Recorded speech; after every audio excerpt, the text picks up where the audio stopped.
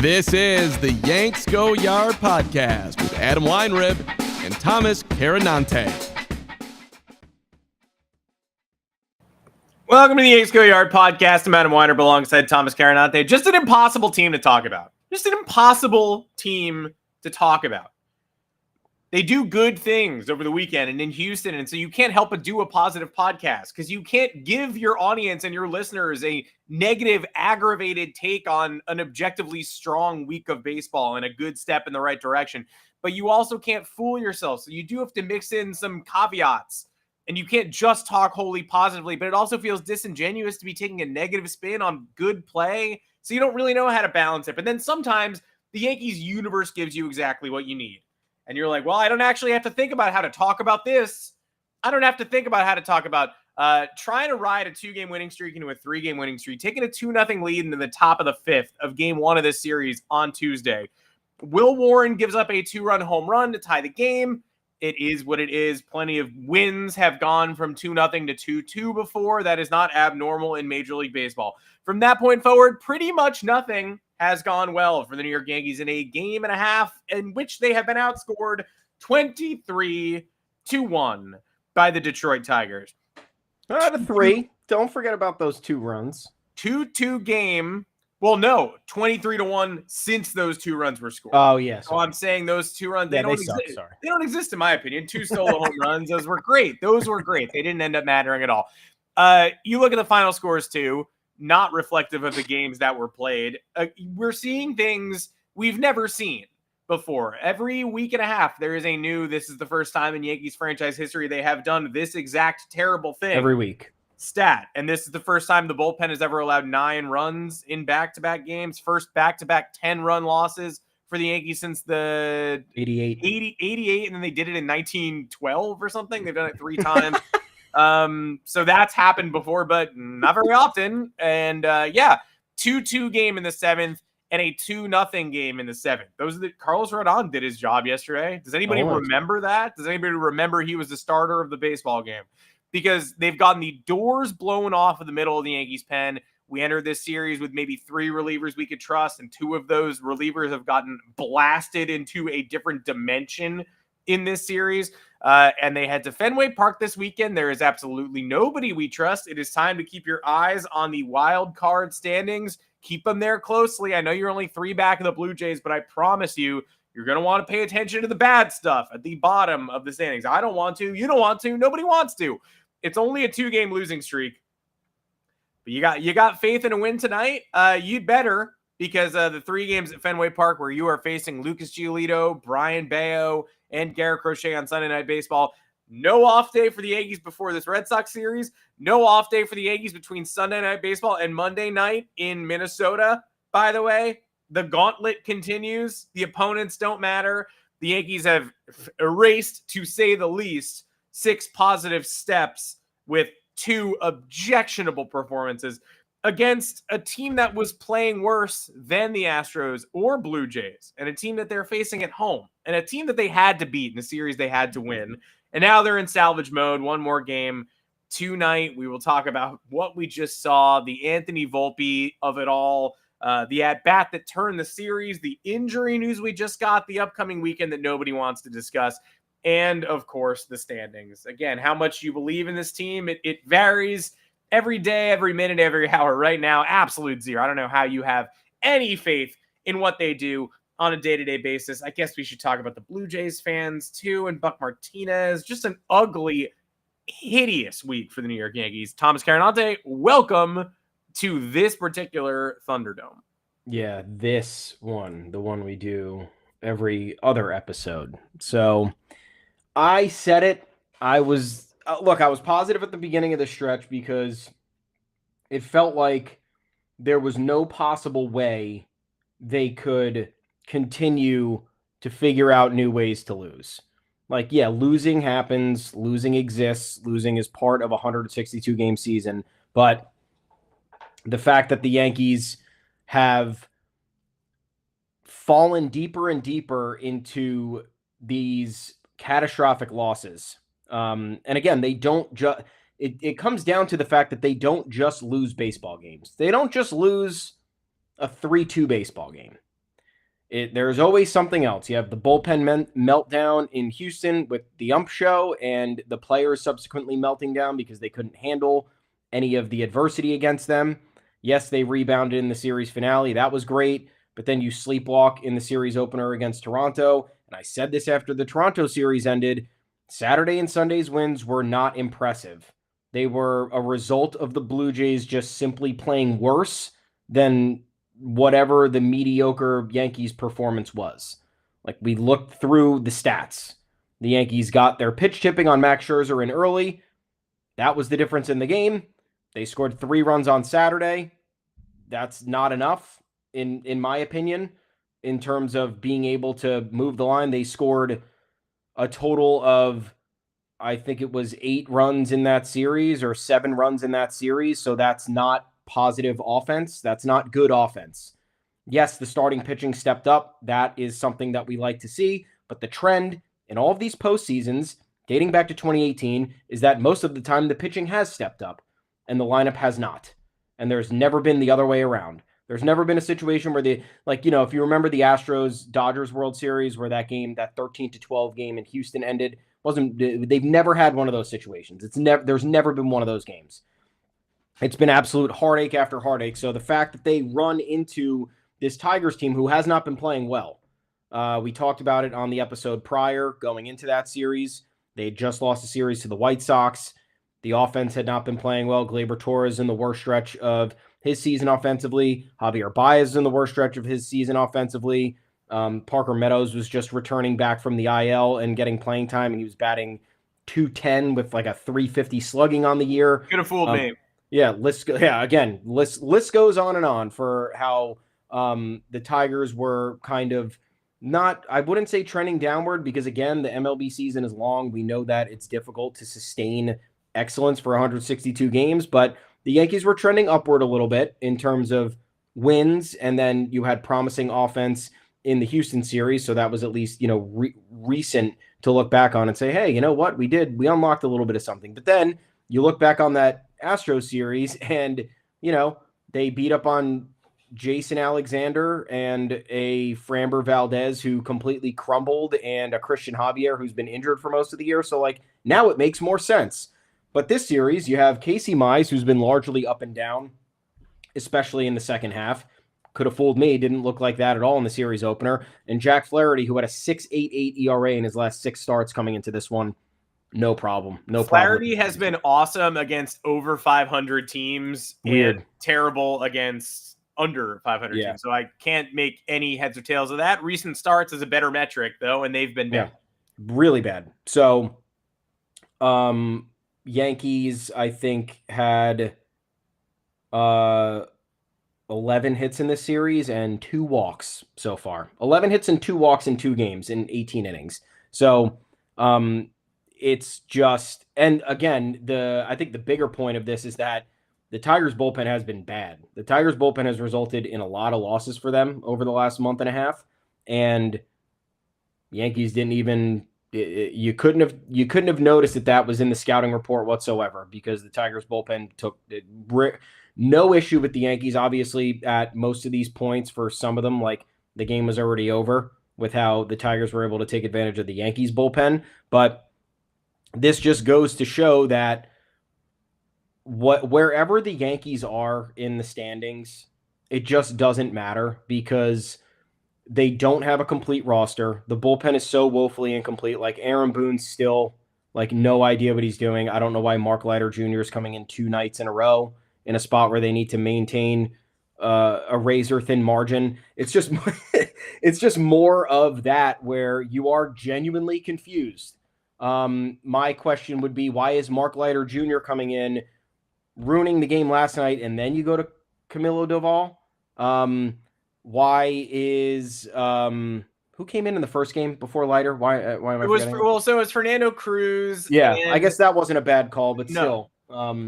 A reasonable decision made by a man who the game had already been turned on its head by Anthony Volpe's dog shit bunt. And we'll talk about that and show a little sympathy to Volpe, maybe. Surprising as this podcast goes on. But Fernando Cruz. So I don't even really have an issue with, this is when I hate when I just start talking in a circle and I feel like I'm going to defend the Yankees and then I realize I can't because they just did some indefensible thing. I don't have an issue with bringing in Leiter Jr. to try to clean up the Cruz mess in the first game, but also in reality, that's surrender mentality for me. When the bases are loaded with nobody out and it's 5-2 and they can't retire a single batter in an inning, I don't really care who comes in. I don't know if I'm going to try to waste Luke Weaver's bullets in that scenario. Team feels dead. I don't blame them for trying to get Mark Leiter Jr. some reps and seeing what he can do with an escape job. I was at that game. I saw Leiter Jr.'s warm-ups looping curveballs high, every single one of them. And I was like, this inning may not end. And I said that to you. I was like, I'm watching the worst warm-up I've ever seen. I don't know if they're going to get it out here. And then they basically didn't. So that one spun out of control. Theoretically, like if you really wanted to treat this like a postseason game, you're going to bring in a bullpen ace to try to get out of what Fernando Cruz created. But also, Cruz is one of 3 trustworthy bullpen arms they have. Also, one of very few swing and miss guys they have.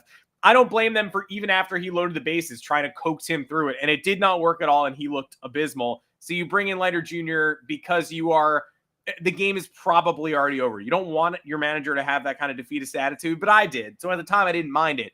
Yesterday, 2-0 game. Do I think the Yankees are going to come back with 3 innings to attempt to do it? No, I don't believe in them to that degree. I don't think it's more likely than not that they come back and win that game. But bringing in Leiter Jr. there instead of Weaver, who has not pitched in forever, is asinine. And there was a quote a beat writer had when he came into that baseball game saying Boone has expressed he wants to get Leiter more work, ahead of the postseason or down the stretch. So back-to-back days after his worst outing of the year in a game that's still winnable is the time when we're going to give Mark Leiter Jr. more work down the stretch. And again, I only bring up the standings and all of these like alarm. I'm not raising an alarm necessarily. I'm not predicting that the Yankees aren't going to make the playoffs. I just think that they got a little high on their own supply from winning the last 2 series. And they are using this as sort of a testing ground. Oh, stick around. Yeah, before going to Fenway Park when there are bad things ahead of you. Nobody's entering the Fenway series, regardless of what happened in this Tiger series, with high expectations. You have lowered the expectations based on your poor play and the way that the bullpen is shaken out. But they are definitely using these couple games as a, hey, whether we're the 4, 5, or 6 seed in the wild card, or we're going to Houston, or we're going to the AOS champion, which is still in the balance. Could be Seattle, could be Texas. Maybe we even prefer that 6 seed and that road through the postseason than going to Fenway, than having to play the Boston Red Sox either here or there. And, I hear you, but guys, you're not in the postseason yet. You're pretty close. You were in a way better position at the start of this series than you are now. There's some choppy waters, guys. Like there's danger around the horizon. We can't be just getting Mark Leiter Jr. work in winnable games against the AL Central champion Tigers and a potential playoff opponent. And in the first game, I got it. And then in the second game, in a series that you really do have to win because, again, the Boston stuff is looming. You make it impossible by bringing in somebody who hasn't gotten the job done all year and hasn't been used lately. And then Camilo Doval comes in and bails him out of it. And Camilo Doval, we say this all the time, and we're going to butt heads on this with the Yankees as long as we do this podcast. What is momentum real? Is it real? Is it a real thing to try to close a reliever's effort with a success so they go into the locker room feeling good about themselves? Especially a guy who's been struggling. Like, after they do the job, end the outing. Do not bring them back out if they've been causing trouble to cause more trouble, or at least to open the floodgates again. Camilo Doval comes in, 0-2 pitch to Glaber, fights off a weird grounder, run scores, then gets the third out of the inning. Rare good job lately by Camilo Doval. The internet is applauding him. The Yankees are down 3-0. Are they likely to win this game? No. Can Camilo Doval hang his hat on the job he did? Sure. He comes out to start the 8th and base runner, home run. Triple. 5-0, 6-0 ultimately on his ledger. Again, is the Yankees don't believe that matters. They don't care that they are opening the door to maybe, eliminating the good feelings the reliever just had, leaving them out. But I will always be a staunch believer in that. And I think it goes into managing your players, and I think it goes into managing fan expectations. And congrats. You had a positive outing for Doval, and you created another firestorm. Even after using Leiter Jr., it wasn't the worst decision of the game. And then Luke Weaver hasn't pitched in forever. You want to use him in that game. You're not going to use him at 2-0? You're going to use him at 8-1? Guys, Yeah, I mean, again, there's no analysis to be had. The sleepy offensive performance, you're sitting there. There's nothing. There's just nothing to be had, and then the same bullpen issues with the same questionable decision making. With again, I don't know what like you're saying. You want to get people reps. That's great, but like there's a time and a place for it, and Mark Leiter Jr. not being able to find the plate and not recording an out the previous night, probably not a good idea to bring him back out against the same lineup that victimized him less than 24 hours ago. Camilo Doval, like he has been so bad, and Aaron Boone said he's experienced ups and downs. It's been downs. There's been maybe 2 good Camilo Doval outings since he's been acquired at the trade deadline. Otherwise, he's been an absolute disaster. And then again, the mistreatment of Luke Weaver, like I'll keep talking about it. He's been designated to 7th inning man for reasons I don't understand. And if there was ever a time to, I guess, further emphasize that that's his role, then he should be coming in instead of Mark Leiter Jr.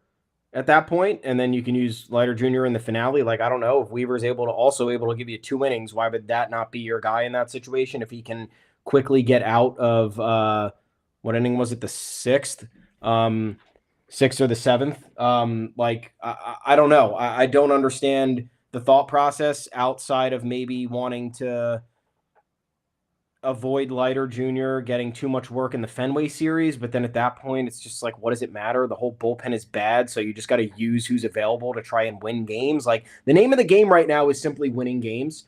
We've lost. The Yankees had the opportunity back in that Rays series in August before the 4-game set against the Red Sox. Like that was a fun, like experimental ground to say, all right, let's line up the bullpen nice and cute. Let's give Giancarlo Stanton his rest. Let's get everybody ready for this 4-game set at the Bronx. These games count as double. Let's do it. They fucked it up because they went to extra innings in that Rays game. It derailed everything that they had tried to line up with the bullpen. And then Giancarlo Stanton had to come in the 9th inning and in extras in order to have that team survive, have the Yankees survive that game. So now that we are a month later, there is no time. Now it's like just pile up wins who you can. Doesn't fucking matter if you're beating good teams or not. You just literally need to win and have the magic number go down. And this is like, this podcast sucks where there's nothing to even like, there's no analysis. Again, it's just win the games. We've talked about these problems ad nauseum. The sleepy offense, the lack of hitting with runners in scoring position, the errors, they continue. The lack of support from whatever other element of the team it may be. Pitching steps up, hitting goes away. Hitting steps up, pitching implodes. Starting pitching brings the bullpen to the most favorable spot. They give you 6 or 7 innings. Bullpen shits the bed. The lineup needs to pick up the bullpen late in the game with a couple of timely hits. You don't do it.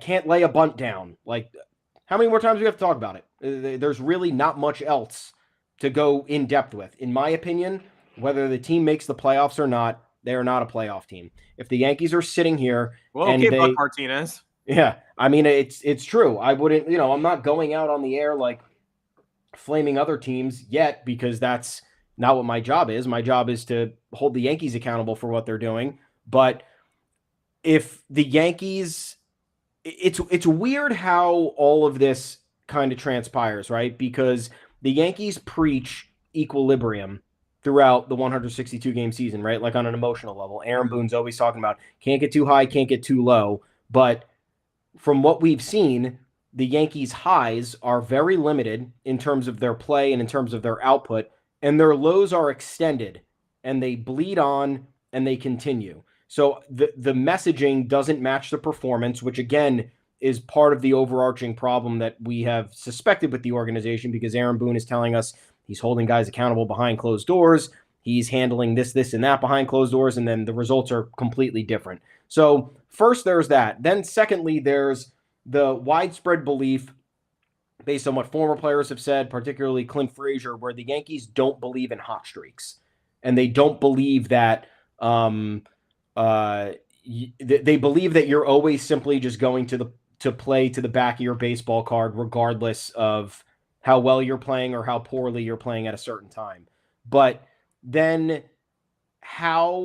then I want to know what the Yankees thought process is for getting into the postseason, right? Because if the supposed belief is that, just get to the postseason, because if you get hot at the right time, you're going to make a run.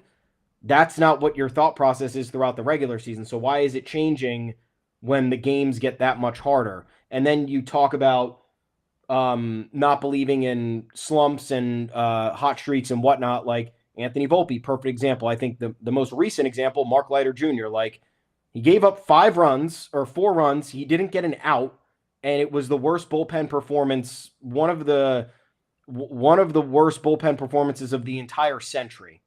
So I don't understand. Tag team, terrible bullpen performance. Yeah, so it was double whammy. So then I don't understand why you think that after somebody just hit rock bottom, it's a good idea to, hey, go out there and get them again, buddy. You'll figure it out. Same line, same guys that kicked your ass last night. Let's get them again tonight in a close game. But Anthony Volpe obviously is the biggest example of the other end of the spectrum, where like they don't believe in slumps. They think it's going to come around. They think it's going to be fine. And like you hear Aaron Boone on the Talking Yanks podcast, and they're telling him like, this is not a slump anymore. This is now 4 months since June, he's batting 195 and his OBP is 270. So like, what? Yeah, it's not great. We're trying to work on it. And it's like, what are you talking about? So the Yankees' supposed philosophy of all of it, none of it lines up. What they're saying doesn't match the performance. And that's where you sit here and it's like, okay, you want to get in as a wild card? Great. You are an early exit by all the evidence you've provided us. I'm going to root for the Yankees in the postseason. There's no doubt about it. If they get hot, happy to eat crow, happy to enjoy a longer playoff run. But like, you are insane if you see otherwise at this point, because they've proven nothing to you since the end of May. I think the spin zones are all basically in that the heat death of the universe is inevitable, right? There are no positive spin zones. The spin zones are like, okay, so if you're like uniquely devastated by this particular collapse, like if you had some emotional attachment to this Yankees team, that's shocking, because there hasn't been anything to latch onto for more than a couple of days at a time for months now. And the only hope is, like you said, basic belief that the playoffs are somewhat random and they might be able to slug their way further than you're expecting. But the positive spin zones, as they're rapidly losing their grip on home field advantage, they've had plenty of awful moments on their home field this year too. So maybe going on the road and maybe slipping again down the standings, having to go to a place like Houston benefits them. Shockingly, I cannot believe that this is being said out loud, but benefits them over hosting the Red Sox, over potentially advancing to the ALDS and hosting and playing a 5-gamer with the Blue Jays. Maybe they need that road trip to really coalesce the team and catalyze them and get them started. I don't believe it, but you could tell yourself that. And then the only other spin zone is like, right now they're in a mode where if they were to collapse and fall out of the playoffs entirely, it would be historic. It would not be unprecedented. It's pretty much the same lead that the Mets had in 2007 when they collapsed. Mm-hmm. Although the Mets had a 7-game lead with 17 to play, they played the Phillies, who were chasing them 3 times and got swept. The Yankees do not play any of the teams chasing them at all. They just play the scary Red Sox at Fenway this weekend, but the Red Sox, they're jockeying back and forth, but they're not the team that's trying to come and kick the Yankees out of the playoff picture. So slightly different, but they're up 6 games on the wild card spot right now. I know most Yankees podcasts right now will talk about the 1 game in the loss column over Boston or the 2.5 over Seattle for the last spot. I'm going to just go ahead and raise the alarm and make sure that we're at least a podcast doing our due diligence and talking about the bottom of the race, because I will boldly, this is a bold prediction. I don't think the Yankees will miss the playoffs this year, but I think it's going to be closer than people think. And I think people are going to be waking up on Monday realizing that they should have been more diligent about this, because they are today 5 games up on the Rangers and 6 games up on the Cleveland Guardians. Those are the 2 teams outside the standings looking in. Obviously, the Mariners are much closer to those 2 teams. The Astros are very close to the Rangers. The Red Sox are a game closer than the Yankees are. I know all this, but the Yankees have the tiebreaker with Texas. So it's 5 right now, but it's really 6 because if the two teams tie, the Yankees make the playoffs. They don't have the tiebreaker with Cleveland, so it's 6, and it's really 6. And if Cleveland erases that 6 and ties them up, Cleveland makes the playoffs and the Yankees don't. 17 games to play. I don't think the Yankees are winning a single game at Fenway this weekend. We'll see. I would love to put better energy out into the universe, but the Red Sox managed to line up their 3 best starters in a place where we play like garbage. And the Yankees have an off day, right? And they had an off day today coming back from Sacramento. Yes, Aroldis Chapman did get walked off. That was fun. That's saving the Yankees bacon a little bit. But the Red Sox have an off day. The Red Sox are rested. The Yankees don't. The Red Sox have the 3 starters you don't want to see. The Yankees are sending some good pitchers. Max Fried is in that series. Luis Gil is in that series. Will Warren is in that series. I love Carlos Rodon in that series. We're not getting it. Will Warren's as good as a loss right now. So I think it's safe to. I would be surprised if the Yankees won a single one of those games. They can surprise me. They surprised me in Houston. They surprised me against Toronto. They want to surprise me again. I wouldn't say no, but I would be surprised if the Yankees won a single one of those games. Texas is in New York at Citi Field. Tough series. And again, no matter whatever Texas shaves off the Yankees lead, you can add 1 to it. So it's 5, but it's really 6. So the worst the Yankees could be is 2 up on Texas or Cleveland at the end of this weekend with 13 to play. That ain't much. And Cleveland is facing the Chicago White Sox at home this weekend. And they don't face Shane Smith, the all-star who the Yankees face, who we know is a good pitcher. They do face Martin Perez, but they are facing the last place Chicago White Sox for 3 games. And they are facing the Kansas City Royals again tonight. So if Cleveland were to win all 4 of those games, the Yankees are to win none of the 4 games ahead of them tonight and 3 in Boston, it would be 2 with 13 to play. And if you think the Yankees going to Minnesota without an off day, Sunday night to Monday night is easy. If you think the Yankees facing Pablo Lopez, as they're slated to do in the 3rd game of the Minnesota series, is easy. If you think the Yankees going to Baltimore for 4 is easy after what Baltimore has done to the Dodgers, Baltimore is good right now. They're playing like a good team. The Yankees have 7 with them. That is not a low-rent, bottom-of-the-barrel team. Division opponent. I believe that the Yankees have enough cushion to make it to the playoffs. I don't think Cleveland is sweeping the next 4 games they play. I don't think so, but I don't think the Yankees are winning any of the Boston games. The Yankees need to bring their best tonight. Need to. Because, again, if they don't win tonight's baseball game, they're staring down 3 games where the percentage of loss is probably 65 in all of them.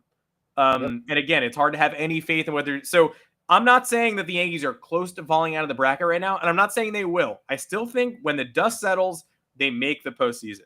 But I do think that we had, as of Tuesday, a chance to just float to the finish line. They have erased that chance. And now this weekend at Fenway, when you could have sort of written it off and said, that's going to be a really annoying speed bump, regroup, do what you need to do in Minnesota, they're not going to be able to write it off anymore because there's a good chance that when we wake up on Monday, we are looking at the standings going, wait, what? Those teams, they're back. There's more teams at the bottom of this. What happened? So just want to be the podcast of record warning everybody that some teams are probably going to sneak up on you this weekend a little bit. And it's incumbent upon the Yankees to stay focused, play their best baseball against a bunch of teams. You got to do your thing in Minnesota. You have to figure out a way to perform up to the standard that the Orioles have set. The Orioles are playing at a high standard right now.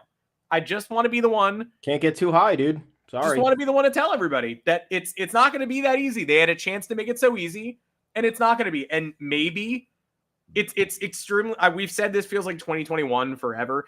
It actually feels a lot like 2015 to me, when that team faded all summer after putting themselves in playoff position, won a couple of key games from time to time, won a few big games in Toronto, hung around in the race, and then got to a final stretch where they had 4 games against Boston and 3 games in Baltimore. And all they had to do was win 1 of the Boston games to clinch their wild card spot. They lost the first 3 and won the 4th. So they clinched that spot. Then they had 3 games in Baltimore. All they had to do is win 1 or get 1 Houston loss to clinch home field advantage. They lost all 3. And Houston won the first several and lost on the final play of the season. They grounded into a double play in Arizona. I will never forget it. Literally, the Yankees had 15 opportunities and needed 2 things to go their way. And they waited till the final game of a 4-game series in Boston at Yankee Stadium against Boston. And the final game of the season, and they didn't even secure the win they needed. They they relied on Houston to do it, and then played one of the sleepiest playoff games in New York Yankees history, regardless. So it didn't matter. That roster was bad, though. That team was terrible, but that's the vibe I'm getting right now. I can't crash out about the Yankees squandering a grip on a playoff spot because like a month and a half ago, I was getting ready to just not watch the postseason at all. And at no point was I jazzed about a long run. But yeah, I'd much rather the Yankees not live in infamy. I'd like them to close this out and figure out a way to get into the dance. And that's the vibe. That's now the vibe after just 2 losses because they were that bad. Oh, it's back to me. It's back to when what was the series where they got romped? Let me just check here because I want all of them. No, it was a really bad. Oh, I'm sorry. It was the Marlins series, right? They got swept by the Marlins right out of the break, or no, right after the trade deadline, and then they lost. Year so far. I mean, this is pretty close, but that's the worst so far. They got swept by the Marlins, then they lost 2 out of 3 to Texas, then they lost 2 out of 3 to Houston, and at that point they were 62-56. And we came on the podcast and we said, this doesn't feel like a playoff team. Like they gave away everything that they've worked hard for in the first half, which has literally been the story of the Aaron Boone era since 2020. They get off to a quick start and then it all falls apart and they have no recourse. They have no solutions for anything. And again, I don't know if it's a combination of the messaging, the roster construction, the personalities they have. Like I've said, I don't like any of the post-game interviews for the most part. I don't like how the injury situations are handled. We talked extensively Monday about how the Aaron Judge situation is being handled, again, very childish by the Yankees organization. And you want to talk another injury situation that's being handled poorly is the Anthony Volpe one. Back on May 3rd, he dove for a ball. He heard a pop in his shoulder. Game stopped. He got taken out of the game, or I think he might have stayed in the game. I don't remember. Either way, he got the next day off. 1 day off, and I'm pretty sure he stayed in that first game. I think he stayed in the game. Yeah, and again, at the time, we were concerned because the Yankees didn't have a backup shortstop for Volpe. They didn't have anyone who could replicate what Volpe could do. He also, at that point, had a 768 OPS. So different conversation. If you're talking now, they have gotten Caballero. They have a viable backup. In fact, people are begging Volpe to sit. But at that point, very ominous injury. That said, somebody actually suffers an injury. Always better to get it handled than to do this. And they don't do that. And we're reminded of that yesterday with Anthony Rizzo's retirement. They didn't handle his concussion properly. I don't know whose fault that was, but kind of feels like it's on the organization, because they should be in a power position to tell a player, you're not playing today. Don't care if you think you feel good. We're taking every step possible to make sure that you are good, and you're going to have to wait this out. So what happened after this Volpe injury? He gets 1 day off. Again, another situation with Anthony Volpe this year. After his rookie year, we're told he was ran into the ground after 159 games. The next year, they play him 160 games. This year, he has not been in 4 games. He's been in 141 out of 145 games this year. So after this injury happens, he gets 1 day off. Thought that was the start of something. Okay, let's be precautious. Back in the lineup 2 days later. Slump starts. Aaron Boone asks question, hey, did the shoulder issue, could that be playing a role? No, why would you say that? Well, it was a shoulder injury. He fell pretty hard. It looked like it was somewhat serious. Again, denial, like looking at reporters as if they're fucking insane. Non-throwing shoulder, to be fair. So the throwing stuff that's going on is bizarre. But, I mean, offensively, you need both shoulders to play baseball. You do need two shoulders. This one's important. Yeah, so when Meredith Marakovitz asked about Volpe's struggles and mentioned the defensive side of things, Boone immediately got defensive. It was like, well, it's his left shoulder. And it's like, okay, well, why are you talking to a reporter this way? First of all. Secondly, why is a significant injury concern not worthy of asking a question in terms of struggles on both sides of the ball? It's the easiest connection to make in terms of, okay, kid started off the year hot, looked like he was putting some offensive struggles behind him, and now he's all of a sudden worse than ever. What did we learn this morning? On Wednesday, Anthony Volpe got a cortisone injection in that left shoulder. So clearly it's not better. clearly something's been bothering him. Do I think that this is the culprit for stealing Anthony Volpe's offensive campaign this year? No. We saw 2023 and 2024, and simply put, he's just not very good yet. Again, like, the Yankees are convinced his best days are ahead of him. I hope so. Do I think so? Maybe. I guess, like, yeah, he'll play better than an 85 OPS plus eventually down the road, but I don't think it's going to be to the pedigree with which the Yankees had envisioned. So now you look at this, and it's yet another situation where the Yankees were either disingenuous or dishonest, and it's another situation where the Yankees put one of their promising young players in a terrible spot. So previously we thought, oh, they're like mentally beating this kid down. They won't take him out of the lineup.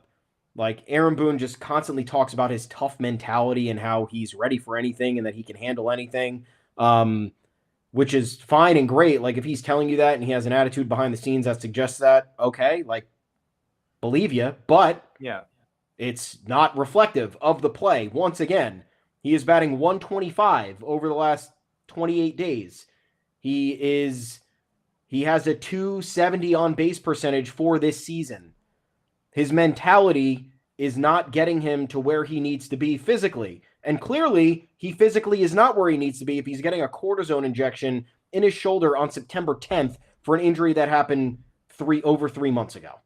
So now we're looking at a complete mismanagement of the entire situation, and I don't know how the Yankees can answer for it at this point. I guess we'll have some contentious moments before tonight's game. Everybody wants to be a hero. So Anthony Volpe, again, playing through injury used to be lauded in the 60s, 70s, 80s, when nobody knew the particulars of anybody's injury. So you could just get to the end of the year and reveal that you were battling something all year and needed surgical repair, and no one would bat an eye. People would just be proud of you. But now we have access. We know we don't need a reporter to tell us when the eye test matches the statistics. We have breakdowns. We have game logs. We know all about what moment in time represented a mark of demarcation and when somebody began to slide and what we're always looking to diagnose. Everybody wants to diagnose. We got that weird Twitter doctor who's like, oof, looked like an Achilles or whatever. Like, I love that guy. There's a proliferation of those weird guys. Like, you can't get away with playing through a secret injury anymore. You can't get a secret surgery. We all know. And so, yeah, I love the mentality. If Anthony Volpe wants to play through something that's been giving him pain, and the fact that he got a cortisone injection indicates it has been giving him recurring pain, then it's noble, but we have to address it at the time. And yeah, we have to have a better roster. Like, we have to have a better alternative than Oswald Peraza if he does go down in May. But at the same time, you could have avoided so much vitriol, Yankees, if you just addressed this. People are booing every Volpe touch, at bat, what Doesn't happened. matter. Yeah. And yeah, the season stats line up with his previous 2 seasons. And so it's very tough to say his offensive struggles are blamed on or the injury is causing. But we would never have experienced the last 3 months that have made him a persona non grata and have made him someone who Buster Olney mentioned on ESPN Radio the Yankees might be looking to move on from him at the end of the year. We wouldn't be in that position if they had addressed this clear, glaring issue at the time. The organization is full of itself in so many ways, but one of them is in this unwillingness to admit that if Volpe's not being managed well here, if he is fighting back saying, I can go, and Boone and everyone in charge thinks, okay, we should listen to him, or we agree, we're just going to keep the injury silent for 3 months. You did him a disservice. Now we're to the point where he might get run out of town, and it might have happened anyway, and he might just not be advancing in the way that all of us hoped he would be being coached up at this point. But it might be something more than that, and he might be in pain. And now the damage is done. He can't put the toothpaste back in the tube. Everyone is upset and angry because of this decision you all made. Yeah, and look, they're staring down the barrel of what they've done the past 2 postseasons. The past 2 out of the past 3 postseasons. So in 2021, because Glaber was so bad at shortstop and because he was complaining about playing shortstop, which, again, like, topic for another day that we could do a 5-hour episode on. He got moved back to second base at the end of the season, and Andrew Velasquez starts the 2021 wildcard game in Boston at shortstop. So shortstop, a position that is supposed to be a pillar of the roster, essentially turned into nothingness in 2021. Then the Yankees avoid that shortstop class in favor of paving the way for Volpe, and their solution was to acquire Isaiah Kiner-Falefa, clear the path for the Twins to sign Carlos Correa, and then not use IKF in the ALCS when Oswald Peraza was getting reps at shortstop. So, and IKF became a victim of the fan base. He was getting death threats that year because he was not playing well. The Yankees did this. Brian Cashman and Aaron Boone coming out saying he's a top 3 shortstop in the league. He's one of the best defenders we've ever seen. And we're seeing him not do any of that. He was one of the worst defenders we had seen, and he was failing to make somewhat routine plays. He had bad range. I'm not criticizing Isaiah Kiner-Falefa. It just was what it was. It was not a good product. And then eventually the Yankees said, oh, yeah, this isn't working out. So, Oswald Peraza, come on down. You're going to play in some ALCS games, which was just like a bizarre thing to do to a rookie player who didn't have any experience on that front at this point. So now we are looking at 2025 being the situation where Anthony Volpe is going to find himself on the bench, and I would bet any amount of money on it. If the Yankees are in a short wild card series, Jose Caballero is going to get all 3 starts at shortstop. And I don't think that's even a hot take at this point. I think that's literally what needs to happen. You cannot have Anthony Volpe at anywhere in this lineup at this point, whether he's actually performing to this degree and is not well, or he is injured and he's unable to perform, which has been obvious. So this is, again, another version of malpractice that the Yankees have put themselves in the position of instead of admitting a problem. And look, stupid us, we thought they had turned a corner, right? When they removed Devin Williams from the closer role in May, we were like, oh God, thank God they did this. This was smart. It's not an ego hit. Nobody is being critical of, no one's kicking Devin Williams while he's down saying, oh, thank God you're removed from the closer role. You're the worst. It was, okay, guy needs a reset. Pretty unfortunate start to the season, but get him out of this position. Then they throw Devin Williams back into the fire. He ruins everything that he had built back up until that point. And then Anthony Volpe has been essentially nothingness for 3.5, 4 months. So yeah, that'll be the postseason now. And then Aaron Boone will deflect all those questions and pretend like everybody's insane for asking them. And then we'll have a nice end of season recap for you. And it will be a different version of the same podcast that you've heard for the past 7 months. Can't wait. Andrew Velasquez still at AAA and has been with the organization. What if he starts the wild card series? Prior to September 1st, he was in the org, so we could bring him back if they do go to Fenway Park. One last note before we sign off on the Blue Jays, Buck Martinez comments. Again, look, it's just hypocritical Blue Jays fans, right? And hypocritical fans is not a new thing, but Blue Jays fans, if you recall, when Michael Kay said they are not a first-place team and cited their run differential, it was before the Yankees played the Blue Jays. Blue Jays fans got so mad about that insinuation. Yep. And what did they do? They 4-game swept the New York Yankees. They made them look lame, and they overran the Yanks. And then Jamie Campbell, the postgame guy, was so offended that he called Michael Kay's credentials into question on the postgame show after that sweep. And then they had a tiff, and then they met up for coffee, and Campbell was like, Kay's actually a pretty swell guy. And it was like, what was any of this? Why was this a week of my life? But it was because Blue Jays fans were so enraged that Michael Kay would dare try to discredit them and their surge. And we said, okay, well, let's see where the chips fall. We got plenty of months left of baseball. Let's see if you're a first place team or not. And credit to the Blue Jays, at this moment in time, they are. They have proven a lot of people wrong. 43 comeback wins and a huge one over Houston on Tuesday to basically end the Yankees' chances of taking the AL East. So Michael Kay riled up Blue Jays fans and maybe the team, and they rallied around it. But it all started because Blue Jays fans thought Michael Kay's comments were the most offensive thing that ever happened. Wah. Smash cut to now. Buck Martinez on the Blue Jays broadcast for no apparent reason.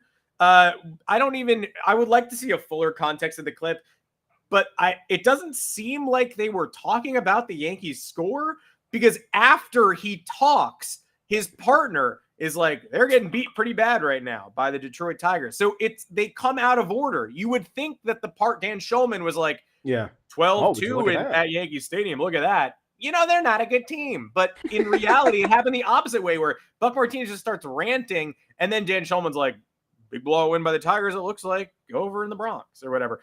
So very odd. I would love to see a little more context. But Buck Martinez, rails on the Yankees, just says, I don't care what their record is. You know, they're not good. They miss cutoff men. They make errors. If they're not hitting home runs, they don't win. Blue Jays fans now are like, why are Yankees fans crying about this? First of all, straw man. I don't think a lot of Yankees fans are crying about it. Some certainly are. But why are they crying about it? I mean, you should be able to answer that question. You just cried about it. It was the thing that you cried about 3 months ago. So if it's making Yankee fans cry, it made you cry. It was remarkably similar to the thing that made you cry. 2, I've even seen the opinion that, oh, well, Michael Kay was wrong and Buck Martinez was right. So you're only allowed to express opinions that you believe are right now. Okay, cool. Well, Michael Kay was proven wrong by the Blue Jays. The Yankees still have an opportunity to prove Buck Martinez wrong, that their record reflects their talent more than the insinuation that they're sloppy. And honestly, Buck Martinez is not right. By base runs, by some of the fielding metrics, the Yankees are sort of middle of the pack. They're not great. Somehow. They're not bottom of the barrel. There are certainly stats you could cherry pick. And they've certainly made some ugly plays from time to time, and they are sloppy in big moments, and especially against Toronto, they've looked their worst. I don't care that Buck Martinez said this. I only care that Blue Jays fans acted like Michael Kay deserved to be detained for what he said and are now wondering why Yankee fans are upset by the exact same comments being made by their broadcast team.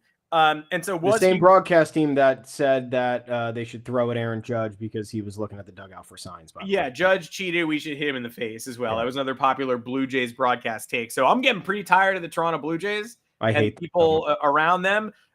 This is also maybe the most likable Red Sox team, knock on a whole bunch of stuff that we've had as a rival in quite a long time. Not a lot of hateable Red Sox. It's just the hypocritical fans and the Bostonians and the never satisfied Bostonians who I'm mad about. But they're boycotting the team in March, and now they're all in September. Yeah, I hate them. But the Red Sox roster, I don't have much of a problem with them. The Red Sox broadcasters, fine by me. Toronto making different waves and different headlines like every week and a half. And that team, Vlad Jr. and George Springer, cheating George Springer. Like there's a lot of guys there that have bred distaste. So right now they're sliding up the rivalry rankings. And I'd just like to say that, again, the main difference is that the Michael Kay left a whole lot of time on the clock. The Yankees don't have nearly as much. Also, I don't believe in the Yankees making the Blue Jays look bad. They're going to have to make them look bad. Otherwise Buck Martinez wins. So again, the onus is on the New York Yankees, who just got onused in 2 games against the Detroit Tigers.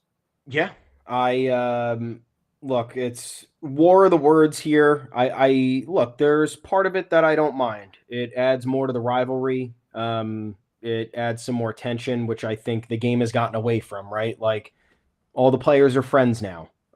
And we've swung too far in either direction, right? Like back in the day, it was like some guy was wearing a different uniform and you hated his guts and you hated his entire family and you wished nothing but ill will upon him. And now today it's, I'm friends with everybody. We're in the same circles and like, best of luck to you, my friend. Let's see what happens. Gotta be somewhere here, America. Let's get like right here for a lot of the issues that we're talking about. There should be heated rivalries. There shouldn't be intentional situations where you're trying to make somebody feel like crap or throw at a batter, intentionally hurt them or put them in a position of peril, but like don't like the other team. The other team is trying to defeat you and make you look bad. And time again, especially when it comes to the Yankees, it's like there's always these different slights that different teams are throwing at the Yankees, and the Yankees are not responding or reciprocating, or when they do, it's so bad and it's so cringy that it ends up blowing up in their face. So I'm not like up in arms about what Buck Martinez said. It's just another thing where it's like the Yankees have literally there's one opponent in this division that the Yankees have fully just blanketed owned. It's the Blue Jays, like every single year for since 2017. Like it's just not even close. Like, yeah, the Blue Jays had their little moment in 2015 and 2016 or whatever it was, but like aside from that, like give me a break, Blue Jays fans. Hate the Yankees all you want, but like you're worse than they are, and they've had an embarrassing decade and a half stretch, and you are beneath that, which is I can't even believe how people think that that's not the case. Or they have the energy to keep coming back and keep fighting when they know that they're even lower. the fans are the fans. We know fans have broken brain in every respect of any sports conversation. You can't speak poorly of your team unless it's two other fan bases, unless it's two fans in that same fandom. Then when you start and then you have to be a homer whenever you're having a regular conversation with another fan base's member, whether it's a division rival or whatever. So Blue Jays fans being up in arms about this is crazy. Like them saying, oh, it comes around when you criticize my team, we're going to criticize yours, or like it's all going to even out at the end. And it's like, no, the Blue Jays were overachieving earlier in the year. There was no argument against it. It was in the statistics. Good for you. That happens. Like that's part of the game is luck. That's at a lot of junctures in the baseball season. You want to be lucky. You want to be lucky with health. You want to be lucky with having the ball bounce your way. You want to be lucky with, you want to talk about all the advanced metrics in today's game. Like there's a lot of luck involved. Batting average on balls in play. Yankees were the victim of bad luck because they had a bunch of players hitting the ball really hard directly at defenders. So like, yeah, I'll take the luck. I would have been laughing. If I was a Blue Jays fan, I would have been laughing at Michael Kay, been like, you're trying to cope, man. But like, yeah, ball's bouncing our way and we're getting the job done and you're not. So sorry, dude. So now that they're being whiny about Yankees fans saying, well, hey, this was the same thing that was said a few months ago and you said that this was incriminating. So you're doing it on live TV. Michael Kay's doing it in his office for a radio show. So grow up. Yeah, we'd love to see you again on the field in the playoffs. Don't know if we'll get that chance. I actually would. That would be great. That's the one I want. I do not want to go to Fenway. Houston obviously could take it or leave it. Would love if the Yankees' last chapter in Houston this year was that series win, but Toronto, terrifying. All right. I got to roll. I got to take a quick call. We appreciate everybody joining us on the Yanks Go Yard podcast. I'm Adam Weinrib for Thomas Carranante. We will see you next week, 2:00 Eastern on Monday. Until then, take care, everybody.